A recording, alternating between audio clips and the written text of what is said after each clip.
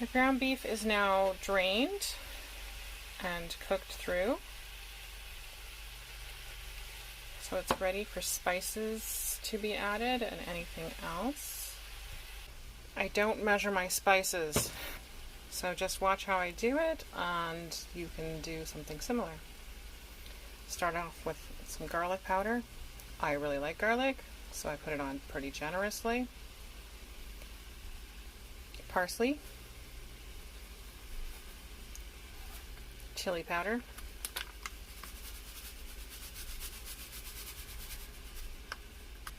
a little bit of cloves. Don't go too crazy with this one. A bit of cinnamon,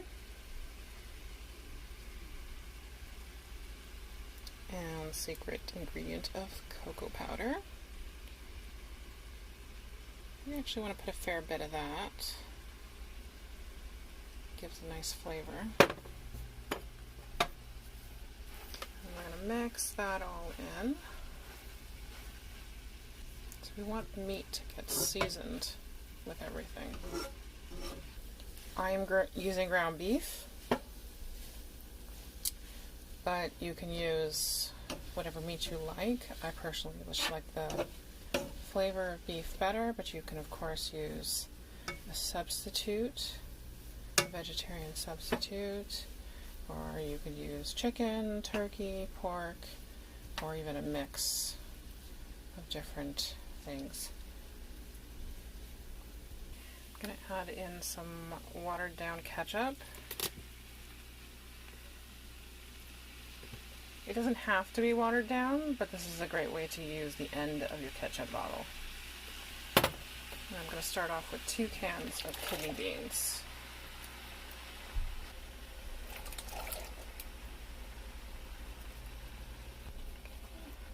Mix these guys all in.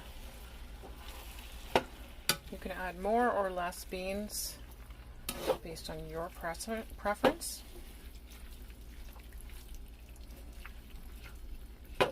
And no, you don't need to drain your beans first. If you don't like the liquid that's in the cans, or you want to wash off any excess salt, you can rinse your beans first, but keep in mind you will need to end up adding liquid to your chili if you do that. And then you also might need to use some cornstarch to thicken the liquid. And I'm using green onions, but you can use whichever onions you like. They can be fresh or dried, whatever your preference is.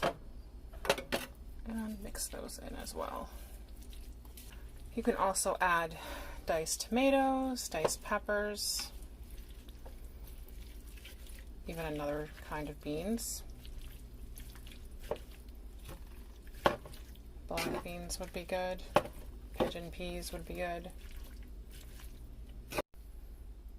Okay, so more ketchup. You want to put it in generously. If you don't want to use ketchup, then really what you're doing here is you're trying to get in some tomato paste and a little bit of sweetness. So you can use some watered down tomato paste and sugar instead. And don't worry, it's not really going to taste sweet. At this point, I'm not adding pepper. I will be adding pepper later to adjust the spice. You want to keep it on fairly low heat. You can see that I have it here at 3.5. And you want to keep it there for at least an hour and check on it every 20 to 30 minutes. Okay, it's been a little bit over an hour.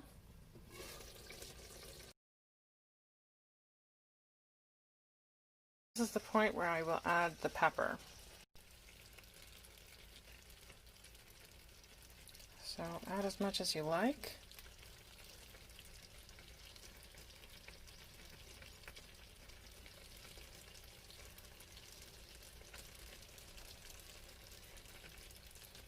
But keep in mind that you can always add more, you can't take away any.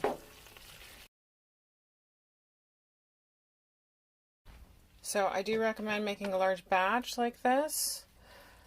You can even do half of this batch, and then I would suggest that you freeze what you can't eat within a few days. Freezes really well, defrosts easily, and makes a nice hearty meal. Enjoy!